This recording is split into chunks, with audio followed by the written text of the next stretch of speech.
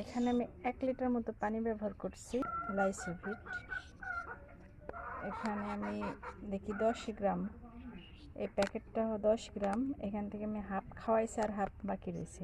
এই হাফ এখন আমি পানিতে গুলাবো হাঁসের বাচ্চার জন্য, যাতে এদের গ্রোথটা অনেক সুন্দর হয়।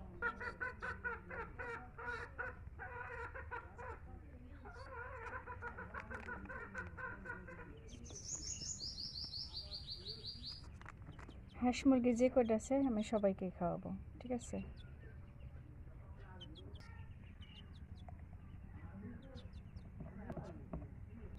জিঙ্ক ভেট এখন এটা প্রয়োগ করব।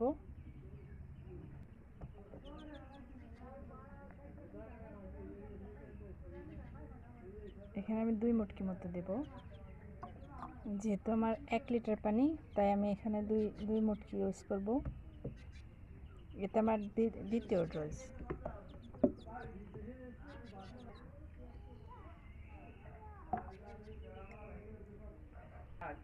একবারে দিলাম, যেহেতু ডবল করে খাবো একই পানিতে, আমি একবারে এটা ইউজ করব।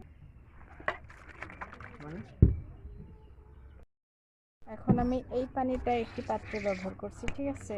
এখন আমার চীনা হাঁসের বাচ্চারে এই পানিগুলো এখন দিব। অল্প দেই যাতে ওরা নষ্ট না করে। ওরা আবার এই পাত্রে পানি দিলে অনেক সময় দেখা যায় ওরা ওর ভিতর গোসলের জন্য নামে, এই জন্য আমি অল্প একটু পানি দেব।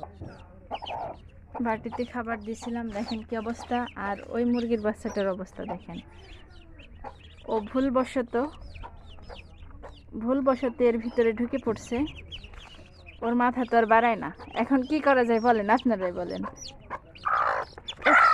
ওর মা যেভাবে অ্যাটাক করছে, oh no no no no no, এই বাড়াই গেছে।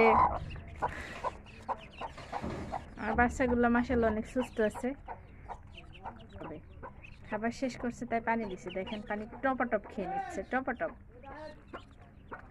আমার ওদের জন্য ঘরটা এখনো প্রস্তুত হয়নি, তাই আমি এর ভিতরে আপাতত রাখছি, পরে এখানে ট্রান্সফার করে দিব। এখানে 2 সাইজের বাচ্চা আছে, এক সাইজ ছোট আর এক সাইজ হচ্ছে বড়।